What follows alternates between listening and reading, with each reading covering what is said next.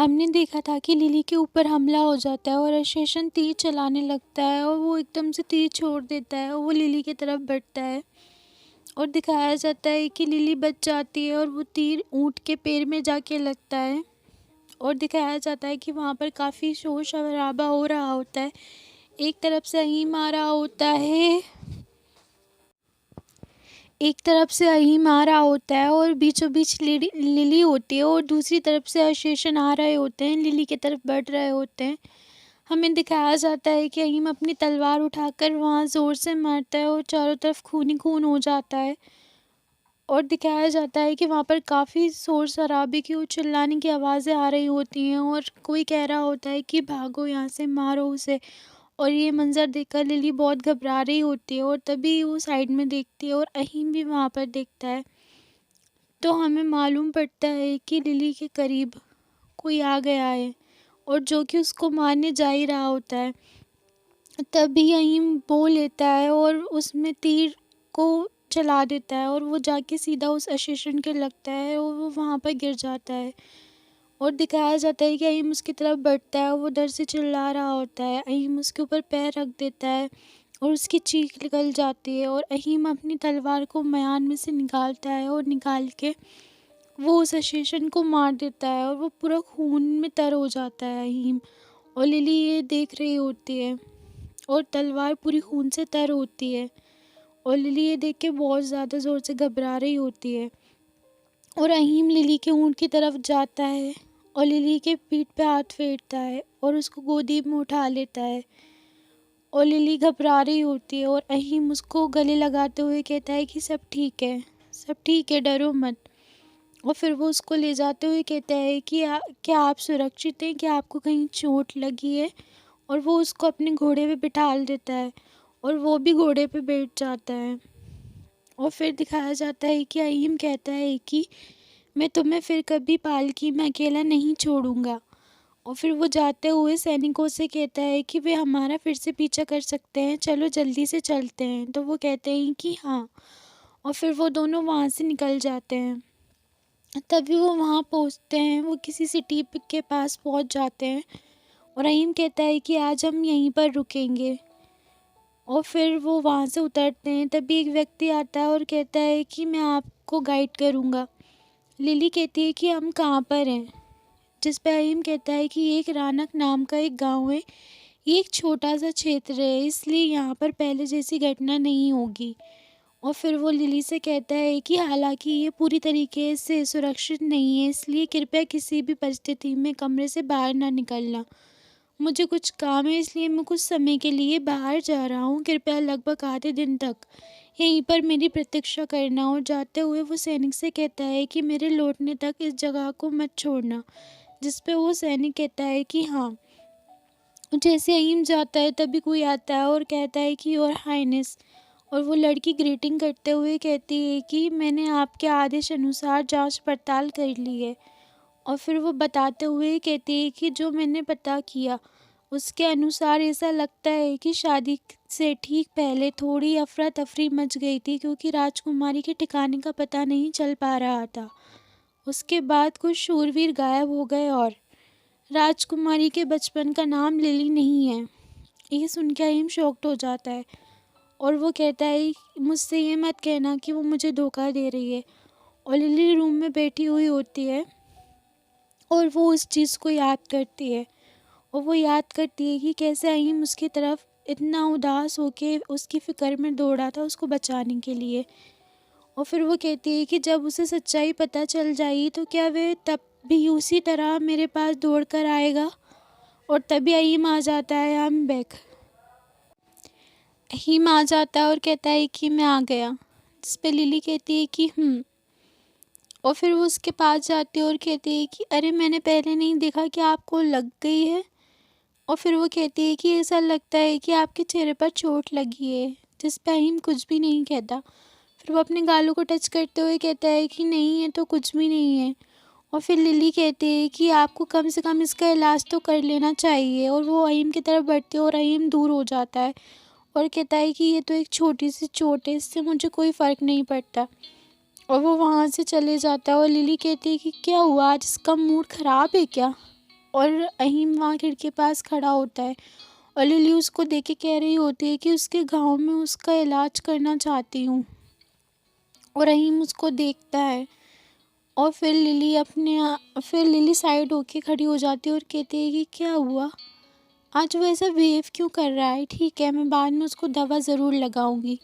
और अहीम अपने दांत को काट रहा हो, मतलब दांत पीस रहा होता है वो चीज़ें सोच सोच के कि जो उसको बताई गई होती हैं। फिर वो अपने गुस्से को शांत करते हुए आगे बढ़ता है और लिली के पास आता है और कहता है कि मैं आपको किसी भी प्रकार की चिंता नहीं दिलाना चाहता।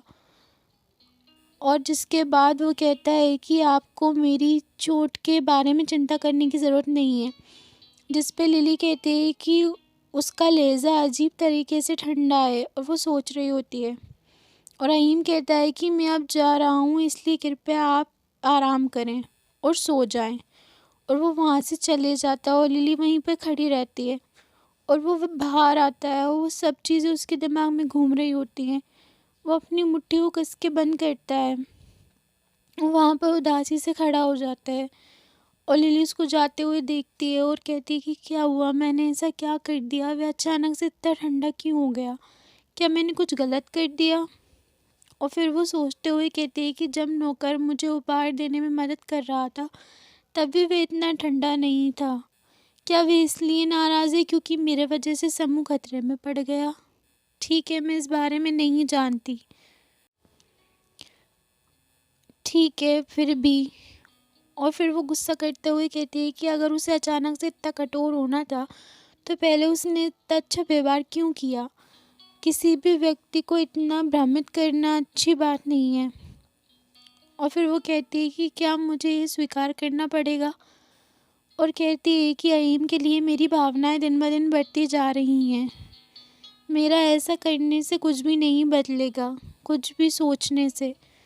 और फिर वो बैठती है और कहती है कि मैं अब भी राजकुमारी की जगह पे हूँ और अगर मेरी पहचान उजागर हो जाती है तो मेरी जान खतरे में पड़ जाएगी।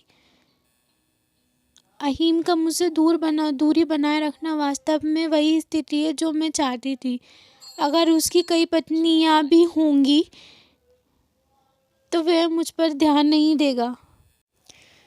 उसकी कई पत्नियां होंगी तो वो मुझ पे ध्यान नहीं देगा। तो चलिए खुश रहते हैं लिली। और फिर वो कहती है कि ठीक है, मुझे इससे कोई फ़र्क नहीं पड़ना चाहिए और वैसे भी मैं कब तक इस कमरे में बंद रहने वाली हूँ। उन्होंने मुझसे कहा है कि बाहर नहीं जाना। तभी दिखाया जाता है कि गेट नॉक नॉक होता है और वहाँ से एक लेडी आती है खाना लेते हुए। और उसके बाद लिली देखने लगती है और वो कुछ सोचती है और कहती है कि क्षमा कीजिए, मुझे आपसे एक मदद चाहिए और अगर आप ऐसा करते हैं तो दवा पूरी हो जाती है। हमें दिखाया जाता है कि लिली ने उससे दवाई के लिए कहा था और उन्होंने उसको दवाई बनाना सिखा दिया और वो दवाई वहाँ पर रखी हुई होती है। और लिली कहती है कि वाह, ये बहुत अच्छा है। और फिर वो उसके पास जाती है, ग्रीटिंग के तौर पे किस करती है उस लेडी को और कहती है कि थैंक यू। और वो लेडी भी स्माइल करती है और उसके बाद रिटर्न वो भी उससे कहती है कि वेलकम। और फिर उसके बाद दिखाया जाता है कि लिली शर्माने लगती है और कहती है कि यहाँ पर कितने अच्छे लोग हैं। फिर दिखाया जाता है कि शाम हो चुकी होती है, गेट ओपन होता है और अहीम वहाँ से आता है और कहता है कि इतने लंबे समय तक अनुपस्थित रहने के लिए मुझे माफ़ करें, बातचीत काफ़ी लंबी चली थी। और वो वहाँ खड़ा हुआ होता है और लिली उसके पास आती है और कहती है कि ठीक है, आप बहुत व्यस्त प्रतीत होते हैं, क्या अब आप ठीक हैं। और अहीम तो कुछ नहीं बोलता, अभी भी उसको देख रहा होता है और वो बुत बना खड़ा हुआ होता है। उसके दिमाग में वही चीज़ें चल रही होती हैं, वही चीज़ें घूम रही होती हैं। और लिली उसको ऐसे देख के कहती है कि क्या हुआ। और फिर वो कहती है कि मुझे उसको मेडिसिन लगानी है, क्या मैं लगा दूँ। और वो अहीम की आंखों को देखती है और फिर वो कहती है कि मुझे ज़्यादा इंतज़ार नहीं करना पड़ा, इसलिए कृपया इसके बारे में चिंता ना करें। और फिर वो कहती है कि आपने अपने घाव का इलाज नहीं किया। मैं पूरे समय अपने कमरे में रही, मैंने खाना भी खाया।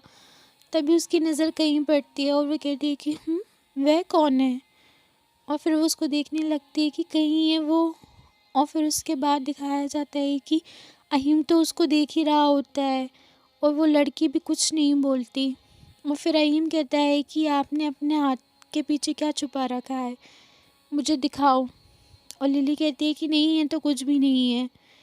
रहीम कहता है कि कुछ ही घंटे पहले आप एक हत्यारे के हाथों बाल बाल बचे थे। जहाँ तक मेरी बात है, अगर कोई संगीत वस्तु दिखाई देती है तो मुझे उसकी तुरंत जांच करनी है। और फिर वो चिल्लाते हुए कहता है कि तो कृपया मुझे दिखाओ कि तुम क्या छुपा रही हो, या फिर शायद इसे छुपाने का कोई कारण है। लिली के हाथ काँप रहे होते हैं। वो मन में सोच रही होती है कि जब वह लगभग अपनी जान गंवा बैठा था तो उसका घबराया हुआ होना ये स्वाभाविक ही है।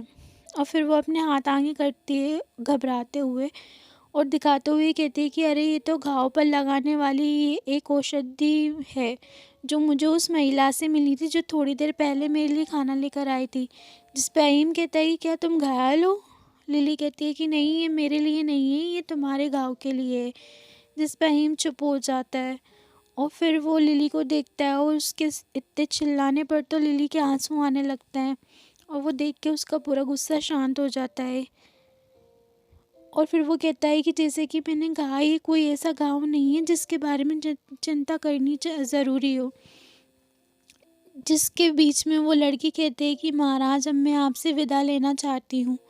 और वो कहती है कि मैंने राजकुमार प्रसाद द्वारा अनुरोध सभी मामले पहुँचा दिए हैं।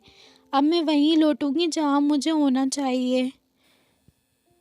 लिली कहती है कि राजकुमार प्रसाद, ये नाम मुझे अहीम ने बताया था। और अहीम कहता है कि मैं इससे बहुत खुश नहीं हूँ, लेकिन मैं अपने बड़े भाई के इरादों को अच्छी तरह से समझता हूँ। ठीक है, जाओ जाओ, उसे कहो कि काम पूरा होते ही सूचना भेज दे। और वो वहाँ से चली जाती है और लिली उसको जाते हुए देखती है वहाँ खड़ी होके। और हमें नाइट का सीन दिखाया जाता है। अहीम वहाँ पर मोमबत्ती जला रहा होता है और लिली कहती है कि अभी अभी वो कौन थी? जिस पर अहीम कहता है कि कोई नहीं थी, इसकी चिंता आप मत करो। और लिली वहाँ कुछ सोच रही होती है और अहीम, फिर वो एकदम से खड़ी होती है और अहीम उसको देख रहा होता है। और फिर वो अपने आप में सोच रही होती है, कहती है कि मैं पूछने से नहीं रोक पा रही, क्या मुझे पूछ लेना चाहिए, पूछूं या नहीं, क्या करूं? और अहीम उसको ऐसे दिख रहा होता है कि ये करना क्या चाह रही है, क्या सोच रही है। और फिर वो पूछ ही लेती है और कहती है कि क्या वह महिला भी आपके हरम का हिस्सा है? जब हम तुम्हारे क्षेत्र में पहुंचेंगे तो क्या मुझे भी हरम में प्रवेश करना होगा? वो हरम को इमेजिन कर रही होती है माइंड में। और ये सुन के अहीम कहता है कि क्या क्या कहा तुमने? और फिर वो अपने सर को पकड़ लेता है और हंसते हुए कहता है कि लिली, तुम मुझे सच में कभी कभी तुम्हारी बातों से मुझे इतना अजीब लगता है। और फिर लिली कहती है कि बात बस इतनी सी है कि यहाँ आने से पहले मैंने बहुत सारी अफवाहें सुनी थी। अहीम कहता है कि यहाँ कोई हरम नहीं है। और फिर वो समझाते हुए कहता है कि क्या ऐसा हो सकता है कि आप हमेशा से मेरे बारे में ऐसे ही सोचते रहते हो? क्या मैंने अपने राज्य में हरम रखते हुए तुमसे शादी करने की कोशिश की थी?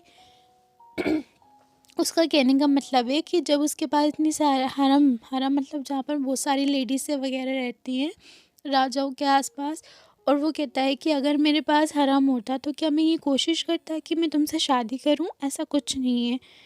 और फिर वो कहता है कि ओ नो, हंसते हुए कि ये कितना बेतुका है।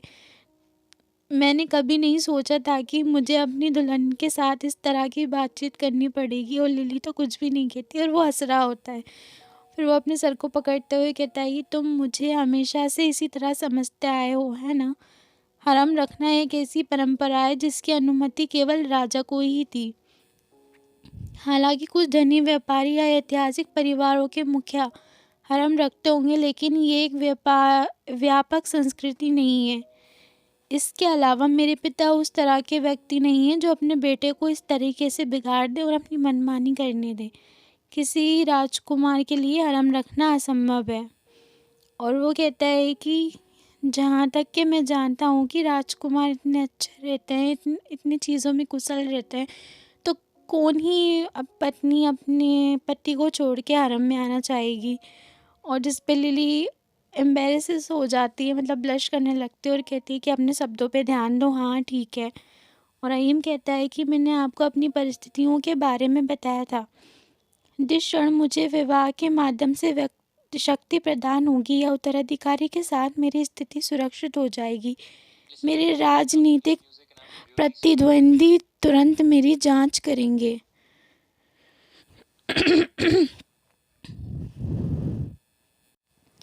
मेरी जांच करेंगे उसका मतलब ये है कि ये देखा जाएगा कि कौन राज्य गद्दी संभालने के लिए उपयुक्त है या नहीं है। इसी वजह से मैंने और मेरे भाई बहनों ने अभी तक शादी नहीं की थी। और फिर वो उसके बाद कहता है कि ये सब चीज़ें तो ठीक हैं, और उसके अलावा तुमसे शादी करने के लिए बहुत दृढ़ संकल्प की आवश्यकता थी। क्या अब आपको मुझ पर कोई संदेह नहीं है? लिली कहती है कि नहीं। और फिर वो कहते हैं कि आपकी व्याख्या सुनकर मुझे लगा कि ये एक सरासर गलतफहमी थी, मैं माफ़ी मांगती हूँ। जिस पर हीम कहता है कि कोई बात नहीं। और फिर वो अपनी नज़रों को घूरते हुए, मतलब लिली को घूरते हुए कहता है कि ठीक है, तो मैं आपसे एक बात पूछना चाहूँगा। जिस पे लिली कहती है कि हाँ। और फिर वो मन में सोचती है कि वह हिचकिचा क्यों रहा है। हीम कहता है कि आपको मुझे कुछ बताना है। और लिली उसको देखती है और अहीम कहता है कि क्या आपको ऐसा नहीं लगता कि मुझे कुछ बताना चाहिए आपको? जिस पे लिली कहती है कि वो अचानक से ये क्यों पूछ रहा है, मुझे मत बताओ कि क्या उसे कुछ पता चला है। और अहीम उसके जवाब का इंतज़ार कर रहा होता है और लिली फेस टर्न करती है और कहती है कि नहीं, मुझे कुछ नहीं कहना। जिस पे अहीम कहता है कि ठीक है, अगर यही आपका जवाब है तो अच्छा है। और वो कहता है कि कमरे से निकलने से पहले मैंने जो आपा खोया उसके लिए मैं क्षमा चाहता हूँ। अगर मैं उस और लिली मन में सोच रही होती है कि अगर मैं उसे सच बता दूँ तो मुझे फ़िलहाल उनके साथ ऐसे रहना चाहिए। और रहीम कहता है कि मुझे उसको ये नहीं बताना चाहिए कि मुझे उस पर शक है, मैं भी देखना चाहता हूँ कि वो क्या कहना चाहती है। और रहीम कहता है कि मुझे खुद पर गुस्सा आ रहा था क्योंकि मैंने सोचा था कि मैं तुम्हें लगभग खो चुका हूँ, मैंने अपना गुस्सा तुम पर निकाला, जबकि इसमें तुम्हारी कोई गलती नहीं थी, मुझे माफ़ करना। जिस पे लिली कहती है कि अगर बात सिर्फ इतनी सी ही थी तो ठीक है, मुझे लगा कि तुम इसलिए नाराज़ हो क्योंकि मेरे कारण ही हम पर हमला हुआ। और ये सुन के अहीम चौंक जाता है और फिर वो उसके हाथ को पकड़ता है और कहता है कि मुझे माफ़ करना, आई एम सॉरी लिली, आप मेरे भाई बहनों के बीच हुए झगड़े में फंस गए थे। और फिर वो उसका हाथ पकड़ता है और कहता है कि ये सड़क मार्ग की तुलना में कहीं अधिक तेज़ मार्ग है, इसलिए कृपया थोड़ा और धैर्य रखें। मतलब जो जिस बीच में हम हैं, जो लड़ाइयाँ चल रही हैं, उसमें आपको थोड़ा और धैर्य रखना होगा। और हम पहुँचने वाले हैं और अब ऐसा कुछ नहीं होगा, मैं इस चीज़ का ध्यान रखूँगा। महल पहुँचते ही मैं तुम्हारी हर मनोकामना पूरी करूँगा।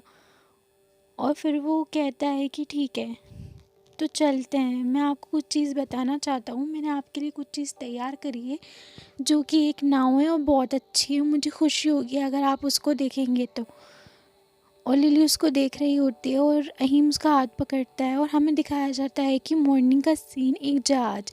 और जिसे देख के लिली शॉक्ड हो जाती है और कहती है कि जब उसने कहा था कि वो मुझे एक जहाज दिखाएगा जो कि पानी पे चलने वाला है, तो मैंने सोचा था कि एक लकड़ी होगी, एक ऐसा छोटा सा जहाज जिसमें हम दोनों ही होंगे और हम उसमें बैठ के जाएंगे, और मैंने सोचा भी नहीं था कि ये इतना बड़ा होगा। और अहीम तो बड़े खुश होते हुए कहता है कि बताओ कैसा लगा, अच्छा लगा ना? और वो समझाते हुए कहता है कि इसमें इतनी सारी लकड़ियाँ हैं, इतना है, 24 कमरे हैं, बहुत सारी चीज़ें बताता है गाइस। तो मुझे नहीं लगता ये एक्सप्लेन करना चाहिए। और उसके बाद वो कहता है कि आपको ये कैसा लगा, क्या ये शानदार नहीं है? जिस पे लिली कहती है कि मुझे खेद है, सच कहूँ तो मुझे उसकी कही हुई एक भी बात समझ में नहीं आई। और अहीम तो स्माइल कर रहा होता है, चमक रहा होता है वहाँ कि हाँ हाँ बताओ बताओ कैसा लगा। और लिली कहती है कि वे हाँ ये बहुत बड़ा है। अहीम कहता है कि बिल्कुल सही है, परंपरागत बर्तनों की तुलना में ऊंचाई में थोड़ा कम है, लेकिन चौड़ाई में काफ़ी अधिक है। इसके आकार के अलावा क्या आपको मन में इसको लेकर कुछ और विचार नहीं है? कि आपको कुछ पूछना नहीं है? लिली कहती है कि ठीक है, मैं देखती हूँ। और फिर वो कहती है कि लेकिन क्या इतनी विशाल वस्तु सचमुच समुद्र पर तैर सकती है? अगर ये डूब गई तो क्या होगा? और इस पर हिम फेस बनाते हुए कहता है कि क्या आप मेरे जहाज के कारीगरों पर उंगली उठा रही हैं? क्या आपको सच में लगता है कि मैं अपनी बीवी को ऐसे जहाज में लेके आऊँगा कि जब वो मेरे साथ पहली बारी आएगी तो वो मेरे साथ जहाज में डूब जाएगी? और जिस पे लिली कहती है कि अरे नहीं नहीं, मेरा मतलब वो नहीं था, ये तो मैंने इससे पहले कभी इतना बड़ा जहाज नहीं देखा, इसलिए मुझे आश्चर्य है कि क्या ये तैर भी सकता है। जिस पे अहिन अहिम बड़े कॉन्फिडेंस से कहता है कि और ये एक बहुत पुराना जहाज है, जब तक हमें असाधारण शक्ति मतलब जब तक कि बहुत तेज़ बाढ़ नहीं आ जाती, आंधी तूफान नहीं आ जाता, जब तक कि हमें इस जहाज के अंदर कोई भी परेशानी नहीं होगी। फिर दिखाया जाता है कि वो लिली को पकड़ लेता है और अपनी गोद में उठा लेता है और कहता है कि मुझे खुशी है कि मुझे आपको अपने पसंदीदा जहाज़ में लाने का मौका मिला। चलो चलते हैं। और कहता है कि अपनी दुल्हन के साथ समुद्र को देखना ये एक सपना जैसा लगता है। और फिर वो उसको लेके जाने लगता है और वहाँ दिखाया जाता है कि काफ़ी कारीगर रहते हैं वहाँ पर, मतलब बहुत सारे डिब्बे वगैरह रखे हुए होते हैं बिजनेस वगैरह के लिए।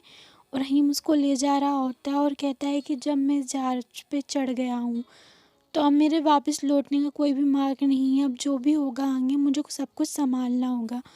और वो लिली को देख रहा होता है और वो कुछ चीज़ें सोचकर, पिछली वाली चीज़ें सोच के उदास भी होता है। फिर दिखाया जाता है कि वो लोग जहाज़ पे चले जाते हैं और वहाँ पर वो लिली को उतार देता है, उसका हाथ पकड़ के उसको संभाल रहा होता है और लिली वहाँ पर दिखती है और वो दोनों वहाँ खड़े हुए होते हैं। और लिली कहती है कि अब मैं जब आगे बढ़ गई हूँ तो मेरे पुराने जीवन को बाय, अलविदा। और जहाज वहाँ से चलने लगता है और दिखाया जाता है कि थोड़ी देर बाद ही लिली वॉमिटिंग कर रही होती है और उसकी हालत काफ़ी ख़राब होती है और कहती है कि क्या मैं यहीं मर जाऊँगी? मुझे लगा कि मुझे इस जहाज़ के हिलने डुलने की आदत हो जाएगी, पर मुझे तो अब अच्छा महसूस नहीं हो रहा। हालत लगातार बदतर होती जा रही है, मैंने कुछ भी नहीं खाया है लेकिन मुझे पूरे 2 दिन से उल्टी हो रही है। उफ़, मैं अब और बर्दाश्त नहीं कर सकती। और रहीम उसके सर पे अपना हाथ रखता है और उसका ध्यान रखते हुए, फ़िक्र करते हुए कहता है कि मैंने एक अनुभवी नाविक को बुलाया है, कृपया थोड़ी देर और रुकिए, डॉक्टर को बुलाया है। और वो आ जाता है और वो कहता है कि एक समुद्री बीमारी का एक साधारण मामला है, ऐसा अक्सर उन लोगों के साथ होता है जो अपनी पहली समुद्री यात्रा पर होते हैं। और वो कहता है कि वे ये सुनिश्चित करें कि वे पर्याप्त मात्रा में पानी पीती रहें और उसे गर्म तरल पदार्थ मिलते रहें ताकि वे बेहोश ना हो जाएं। और जिस पे अहीम कहता है क्या सच में सिर्फ इतनी सी ही बात है, अगर वे गंभीर रूप से बीमार हो तो क्या होगा? जिस पे वो व्यक्ति हंसने लगता है और कहता है कि मैंने आज तक किसी को भी समुद्री बीमारी से मरते नहीं देखा है, इसलिए आप इस चिंता से मुक्त हो सकते हैं। और फिर वो उसको चिढ़ाते हुए कहता है कि हमारे देश से प्रेम में आने वाले राजकुमार को आखिरकार अपनी दुल्हन मिल ही गई और वे प्रेम में पागल हो गए हैं। और ये सुन के लिली तो भैया कह रही होती है कि मैं तो उसकी असली पत्नी भी नहीं हूँ, ये सब बकवास है, बिल्कुल बेकार। और वो व्यक्ति कह रहा होता है अगर महारानी गर्भवती होती तो मुझे लगता है कि आपका तो दिमाग ही ख़राब हो जाता, क्योंकि जब वो गर्भवती होती तो उनकी तो हालत और ख़राब होती और उनको और वॉमिटिंग होती। और जिसके बाद अहीम कहता है कि हाँ ठीक है, जाओ जाओ, उसको भेज देता है। और फिर वो लिली के पास आके कहता है लिली, इसका कोई उचित इलाज नहीं है, क्या तुम ठीक हो? क्या आपको बहुत तेज दर्द हो रहा होता है? और लिली की तो आत्मा बाहर आते हुए कहती है कि हाँ दर्द हो रहा है। और वो बहुत ज़्यादा दर्द में होती है और रहीम उसको ऐसे देख रहा होता है और फिर वो उसके सर पे हाथ रखता है और वो उसको परेशानी से देख रहा होता है और फिर कहता है कि इसका कोई उपाय नहीं है, मैं उसको ऐसे नहीं देख सकता। और लिली की काफ़ी हालत ख़राब होती है और अहीम कहता है कि मैं किसी पीड़ित व्यक्ति को ऐसे नहीं छोड़ के जा सकता। और फिर वो उसके पास आता है, कुछ बना के लाता है। गाइस, इसकी सामग्री लिखी हुई है पूरी, पर मैं आपको बता दूँ, ये एक नींबू पानी है, ओके। और वो कहता है कि आप इसको पी लो, इससे आप ठीक हो जाओगी। फिर वो उसको बिठालता है और कहता है कि लगता है कि इससे थोड़ा आराम हो जाएगा, आपको थोड़ा और सब्र करना होगा। और वो कहता है कि यात्रा समाप्त होने में अभी भी 1 महीना बाकी है। और जिसको सुन के लिली कहती है कि अगर इस रफ्तार से मुझे उल्टी होती रही तो मैं जहाज़ पे ही निपट जाऊंगी। और रहीम कहता है कि मुझे माफ़ करना, सॉरी लिली। और फिर लिली कहती है कि मुझे तो ये भी नहीं पता कि वे किस बात के लिए माफ़ी मांग रहा है, लेकिन मैं उसे ये बताने के लिए बहुत ज़्यादा थकी हुई हूँ कि सब कुछ ठीक है। उस दिन से शुरू हुई समुद्री बीमारी कई और दिनों के बाद भी ठीक नहीं हुई। मतलब उसको काफ़ी दिन हो गए। और रहीम को दिखाया जाता है कि वो पानी से वो धो रहा होता है कपड़ा, और वो लिली के पास जाता है और लिली वहाँ का खांस रही होती है बहुत, और फिर वो उसके हाथों को साफ़ करने लगता है। मतलब पूरा वो ख्याल रख रहा होता है और वो ब्लश भी कर रहा होता है। हाय कितना केयरिंग हस्बैंड है। और फिर वो दलिया बना के लाता है और लिली के पास जाता है और वो कहता है कि ये आपके लिए अच्छा है, चलो लिली आ करो। और फिर वो उसको खिलाने लगता है। और लिली उसको देख के कहती है कि जब वह बेचैनी भरी शंका उत्पन्न होती है, वह जो कुछ भी करता है वह अब भी असहनीय रूप से मधुर लगता है। और लिली उसको देख रही होती है और कहती है कि अहीम, तुम मेरे साथ जितना ईमानदारी से पेश आओगे, आपको दूर धकेलना उतना ही मुश्किल होता चला जाएगा। अब इसे नकार नहीं सकती कि मेरे दिल तुम्हें बहुत पसंद करता है। और फिर उसके बाद दिखाया जाता है कि जहाज़ जा रहा होता है और अहीम ने उसके लिए इतना सारा खाना रख दिया होता है क्योंकि उसने काफ़ी टाइम से खाया नहीं होता है ना, और कहता है कि अब आप खाने के लिए काफ़ी स्वस्थ लग रहे हैं, इसलिए मैंने हल्का और पौष्टिक भोजन तैयार किया है। ये सोचकर ही दुख होता है कि तुमने इस तरह कष्ट सहा है। अपनी दुल्हन की ठीक से देखभाल न करने के लिए मुझे हर तरह की डांट सुननी चाहिए। और हंसते हुए कहता है कि जब आप स्वस्थ होकर महल पहुंचेंगे तभी मुझे चैन मिलेगा अब तो। और लिली कहती है कि लाओ मुझे दो, मैं इसको खुद खा लूँगी। और रहीम कहता है कि अगर मछली दोबारा हो तो क्या आप बाद में कुछ मिठाई खाना चाहेंगे? इसका मतलब ये है कि अगर आपको दोबारा उल्टी जैसा लगे तो क्या आप कुछ मिठाई खाना चाहेंगे? ये काफ़ी मीठा है। और वो कहता है कि तुम्हारी आंखें किसी भी मिठाई से कहीं अधिक प्यारी हैं। और दिखाया जाता है कि लिली सोच रही होती है कि अगर मेरी वजह तुम्हारे सामने मेरियन खड़ी होती तो क्या तुम तब भी उसकी ऐसी देखभाल कर रहे होते? मैं इस पर विश्वास नहीं करना चाहती। मैं ये नहीं सोचना चाहती कि वो अब तुम्हारी लाइफ में आए। तुम अपना पूरा दिन मुझसे बात करने में बिताते हो और मुझे जिससे तुमने रात मतलब मैं तुम्हारे पास रहती हूँ और मैं नहीं चाहती अब कोई आए। और इतने में वो सोच रही होती है, अहीम एक अंगूर उठाता है और उसको खिला देता है और पूछता है कि कैसा लगा। और लिली कहती है कि बहुत स्वीट है।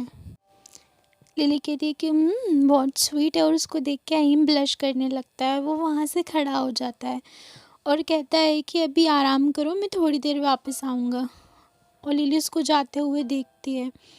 फिर वो खड़ी होती है और कहती है कि इलोरोन में जो कुछ भी हुआ है वह अब सुदूर अतीत की घटना जैसा लगता है। मतलब जो भी उसके साथ हुआ था ऐसा लगता है कि वो सब कुछ बेकार था, वो एक मेरा सपना था।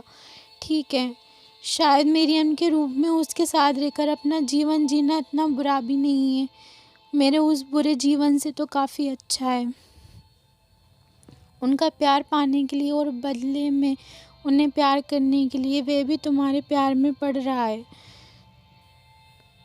और कहती है कि अन्यथा क्या वे तुम्हारे साथ इतना कोमल व्यवहार करता है, तुम्हें अपना सब कुछ दे देता है? क्या तुम्हें नहीं लगता है कि वे ऐसे ही करता है? वे जिसे सीज़र प्यार करता है।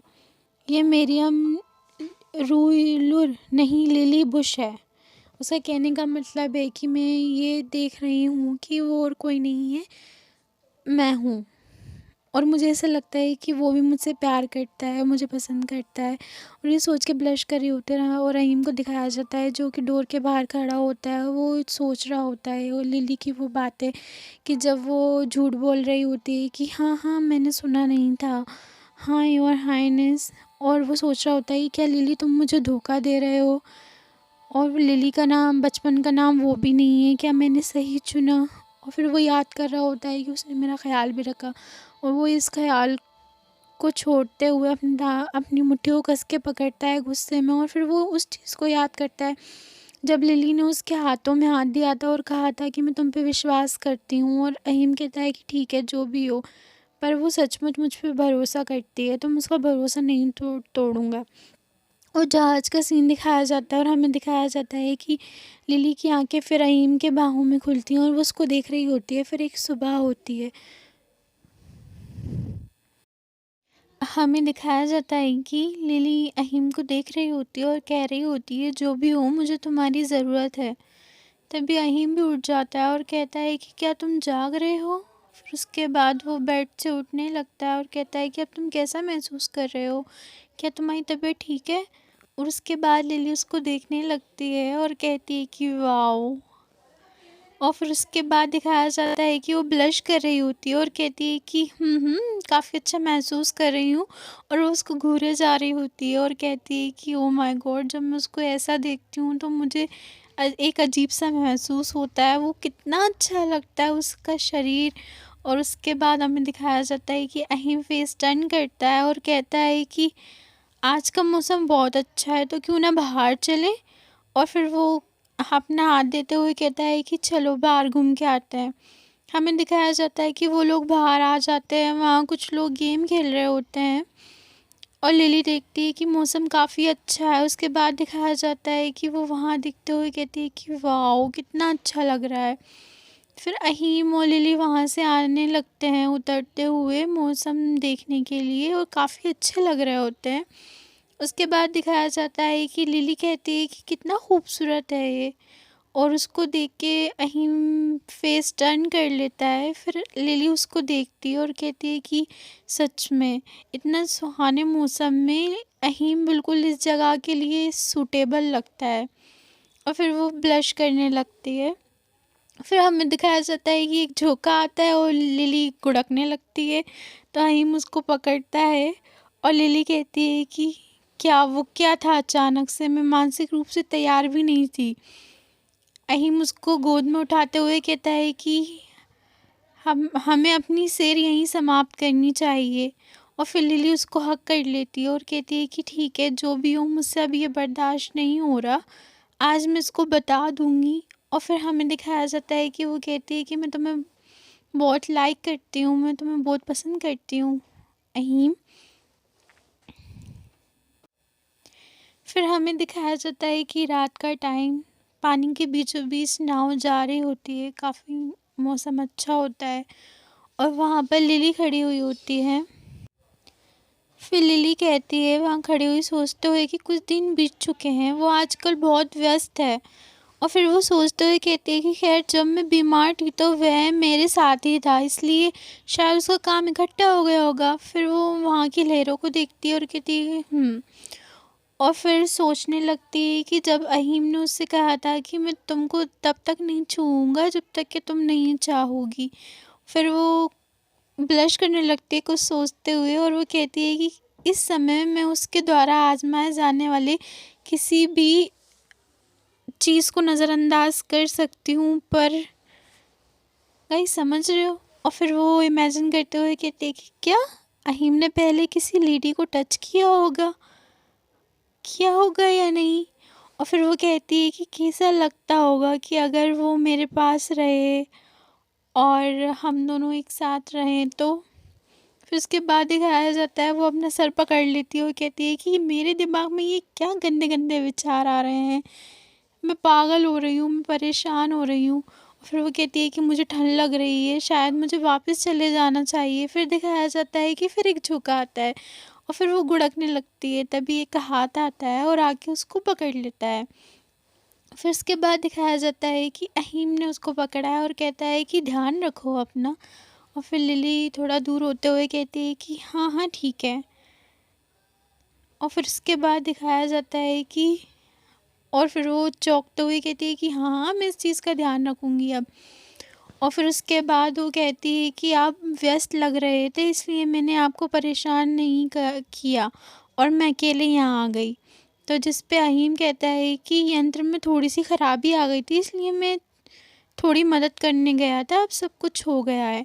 और फिर वो कहता है कि क्या हुआ, मेरी वजह से आपको परेशानी हुई क्या, इसलिए मैं माफ़ी मांगता हूँ। और जिस पे लिली कहती है कि नहीं नहीं कोई बात नहीं, लेकिन क्या आप अभी भी व्यस्त नहीं हैं, क्या आपको वापस नहीं जाना चाहिए। जिस पे अहीम कहता है कि ज़रूरी काम पूरे हो चुके हैं और मुझे नहीं लगता कि अब मुझे उनका और हाथ बटाना चाहिए। और फिर वो दोनों जाने लगते हैं। और फिर अहीम कहता है कि डेक पर हमेशा सावधान रहना चाहिए, नाव पर सतह भले ही शांत दिखाई दे, लेकिन लहरों के कारण ये कभी भी हिल सकती है और इसके वजह से आप पानी में गिर सकते हैं। जिस पे लिली कहती है कि ठीक है। फिर हमें दिखाया जाता है कि फिर एक लहर आती है और फिर उसके बाद फिर अहीम फिर पकड़ लेता है और फिर वो शर्मिंदा हो जाती है और कहती है अरे नहीं मैं क्या करूँ। और अहीम उसको पकड़ते हुए कहता है कि क्या मैंने तुम्हें फिर से डरा दिया। गाइस इस बार अहीम ने कुछ शरारत की थी हिल हिल डुल के। और फिर उसके बाद वो कहता है कि ये ख़तरनाक है, लेकिन मुझे वास्तव में समुद्र काफ़ी पसंद है। और फिर वो समझाते हुए कहता है कि इसका अपना अलग ही एक आकर्षण है, ये भूमि से ज़्यादा काफ़ी अच्छा लगता है। फिर लिली सोचते हुए कहती है कि जो उसको पसंद है वो मुझे भी पसंद है। और फिर वो आंख बंद करते हुए कहती है कि काश मैं ये बात ज़ोर से कह पाती, वे मिलनसार और भरोसेमंद है। मैं चाहती हूँ कि ये समय यहीं रुक जाए। और फिर हमें दिखाया जाता है कि अहीम कहता है कि मेरे भाई ने एक बार मुझसे कहा था, अगर आपको प्यार हो जाए तो हमेशा उस व्यक्ति के साथ अपनी पसंद की चीज़ें साझा करना। फिर वो लिली को देखने लगता है और लिली कहती है कि फिर से वह और करीब आने की कोशिश नहीं कर पा रहा है उस प्रॉमिस के वजह से। और हमें दिखाया जाता है कि वो दोनों किस कर ही रहे होते हैं कि तभी एकदम से अहीम चौंकता है और थोड़ा दूर हो जाता है। और फिर उसके बाद लिली फिर सोचने लगती है कि अभी मुझे खुद आगे बढ़ना होगा। फिर अहीम कहता है क्या कोई और बात है जिससे आपको अजीब महसूस हो रहा है। और जिस पे लिली कहती है कि लेकिन अब मैं बस तुम्हारे और करीब आना चाहती हूँ। और फिर वो सोचने लगती है कि क्या मुझे सीधे सीधे सब कुछ कबूल कर लेना चाहिए, कहीं ऐसा तो नहीं होगा कि वो मना करके चला जाएगा। और फिर उसके बाद वो कहती है कि ठीक है, और कहती है कि ऐसा नहीं है कि मुझे असहज महसूस हो रहा है, मुझे बस घर की याद आ रही है। जिस पे अहीम उसका हाथ पकड़ते हुए कहते हैं कि अच्छा घर की याद आ रही है। और फिर उसको गालों को टच करता है और उसके जो स्कार्फ को ठीक करते हुए कहता है कि मैं तुम्हारे साथ हमेशा रहना चाहता हूँ। और वो उसको घूरते हुए कहता है। उसके बाद दिखाया जाता है कि लिली कहती है कि अलकमेरा में वापस और रहना कोई बुरी बात नहीं है, मैं अब और चुप नहीं रह सकती, मतलब मैं अब और नहीं देख सकती है। और हमें दिखाया जाता है कि अहीम भी दिल में यही सोच रहा होता है कि अब जब मैं इतनी दूर आ गया हूँ तो मैं अब पीछे मुड़ नहीं सकता, पर अब मुझसे और बर्दाश्त नहीं हो रहा है। ये उस चीज़ की बात कर रहा है जब उसको मालूम पड़ गया था कि लिली का निकनेम लिली नहीं है। और हमें दिखाया जाता है कि तभी एक हाथ आता है और वो हाथ अहीम के गाल पे लगता है और हमें दिखाया जाता है कि वो लिली का होता है और वो पकड़ के उसको किस कर लेती है। और दिखाया जाता है कि वो ब्लश कर रही होती है, कहती है कि मैंने ये कर लिया, मैंने पहली बार सीज़र को किस किया। और हमें दिखाया जाता है कि फिर वो कहती है कि मुझे आश्चर्य है कि क्या वो मेरी भावनाओं को समझ सकता है। और अहीम को दिखाया जाता है जो कि पूरा शॉक्ड हो जाता है और ब्लश कर रहा होता है। उसके बाद वो थोड़ा हिचकिचाते हुए कहता है कि लिली, जो व्यक्ति हमेशा इतना शर्माता था वह अचानक ऐसा क्यों करने लग गया। लिली की बात कर रहा है क्योंकि लिली हमेशा शर्माती थी ना। और उसके बाद दिखाया जाता है कि लिली कहती है कि वो शर्मिंदा हो रहा है मेरी वजह से, और वो उसको पकड़ती है और फिर किस कर लेती है। और फिर उसके बाद दिखाया जाता है कि अहीम उसके कंधों को पकड़ता है, उसको थोड़ा दूर करता है और कहता है लिली। और फिर वो उसके करीब आते हुए कहता है कि तुम जो कर रही हो तुम समझती हो इसका मतलब क्या है। जिस पे लिली कहती है कि हाँ मुझे मालूम है। और उसके बाद अहीम सोचने लगता है कि दुनिया में क्या हो रहा है, ये करना क्या चाह रही है। और वो लिली को देखने लगता है और लिली ब्लश कर रही होती है। और फिर वो उसके कंधे पे सर रखता है और कहता है कि अब समझ में आया। और फिर उसके बाद वो मन में सोचने लगता है कि ये शुरू से ऐसी ही थी, काफ़ी ईमानदार, मुझे नहीं लगता ये मुझे धोखा देने वाली है। उसके बाद उसको पकड़ के खींचता है और कहता है कि नहीं, तुम नहीं समझती, और उसको अपने गोद में उठा लेता है। फिर हमें दिखाया जाता है कि चल रहे होते हैं और चलने के बाद हमें दिखाया जाता है कि वो लोग किस कर रहे होते हैं। और उसके बाद दिखाया जाता है कि लिली बेड पे लेटी हुई है और अहीम उसको घूर रहा होता है।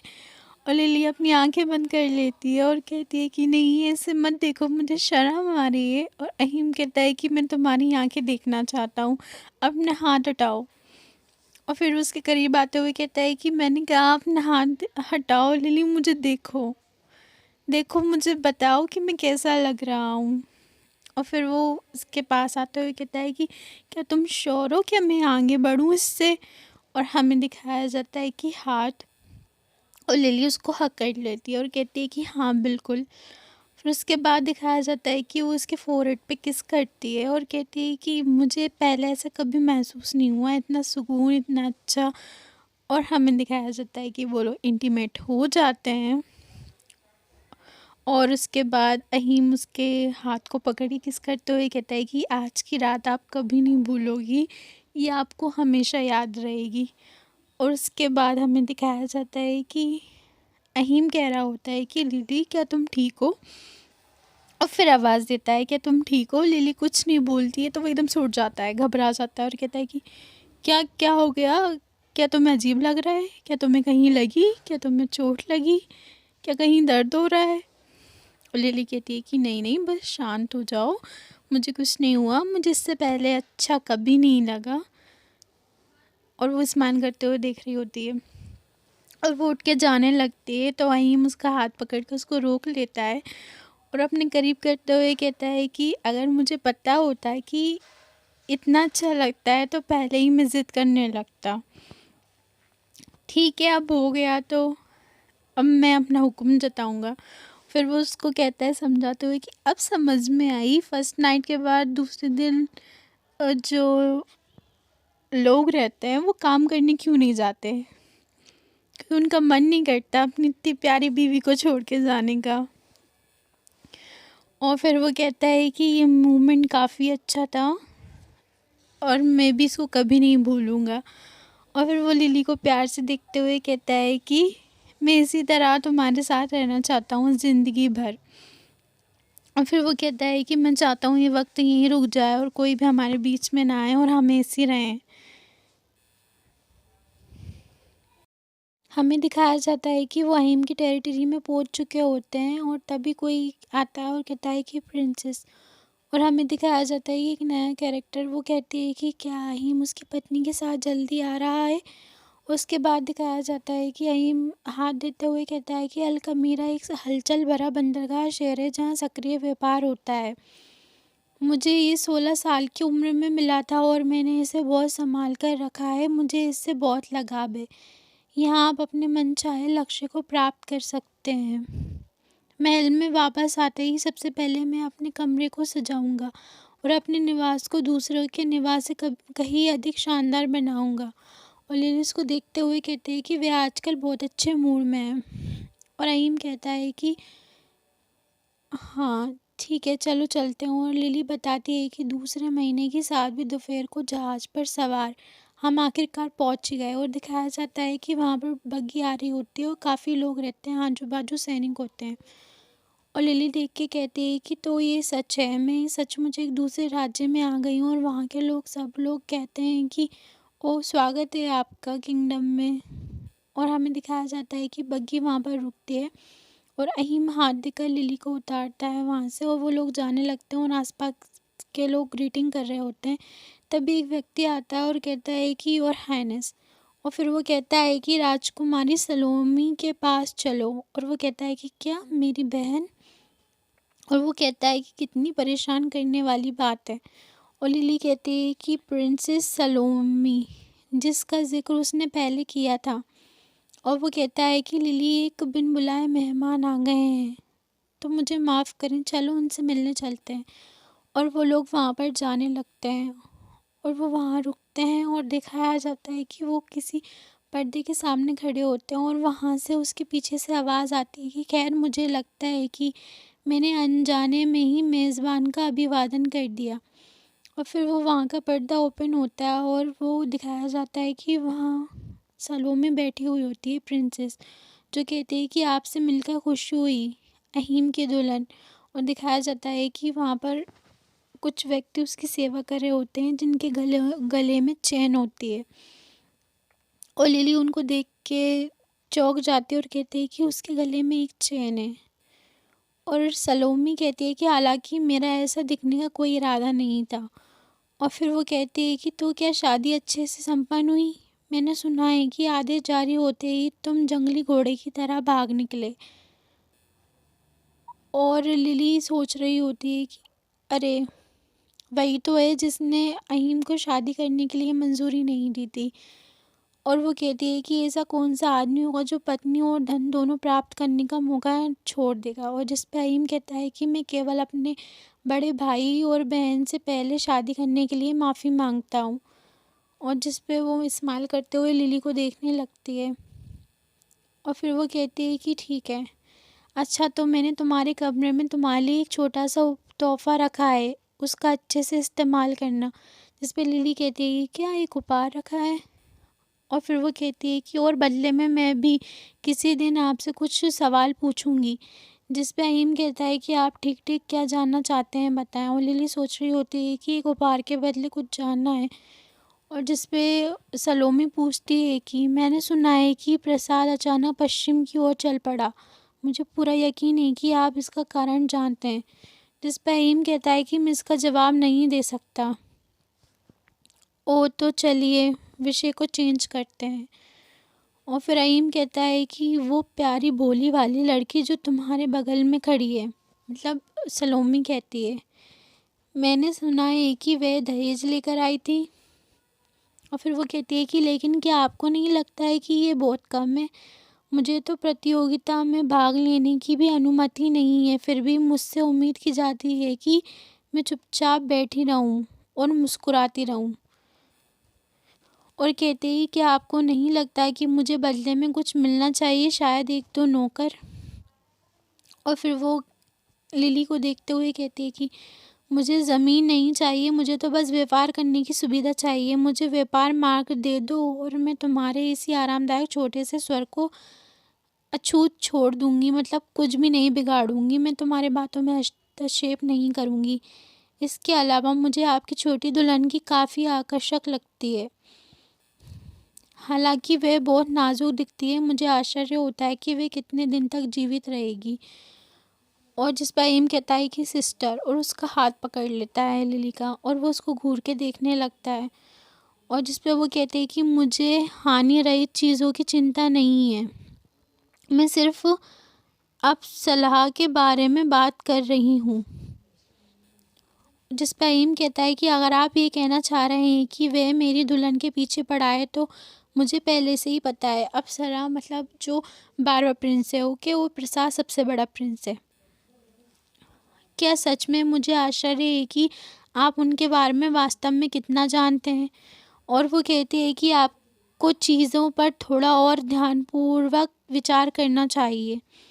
और वो दोनों एक दूसरे को घूर के देखने लगते हैं। और अहीम कह रहा होता है कि उसका हाथ काँप अहीम कहता है कि उसका हाथ काँप रहा है। और फिर वो कहता है कि बहुत अच्छा, मैं आपको व्यापार मार्गों तक पहुंच प्रदान करूंगा, लेकिन बदले में तुम मेरे लिए कुछ करोगे। जिस पे वो कहती है कि क्या आप चाहते हैं कि मैं कुछ करूं? जिस पे अहीम कहता है कि उसकी हिम्मत तो देखो, खासकर इतना महंगा उपहार मिलने के बाद। और वो कहती है कि तुम क्या चाहते हो? अहीम गुस्से से कहता है कि भाई प्रसाद की ज़मीनों पर हमला करना बंद करो। जिस पर वो कहती है कि ये उत्तरी व्यापारी द्वारा किराए पर लिए गए भाड़े के सैनिक हैं जो आक्रमण कर रहे हैं, है ना?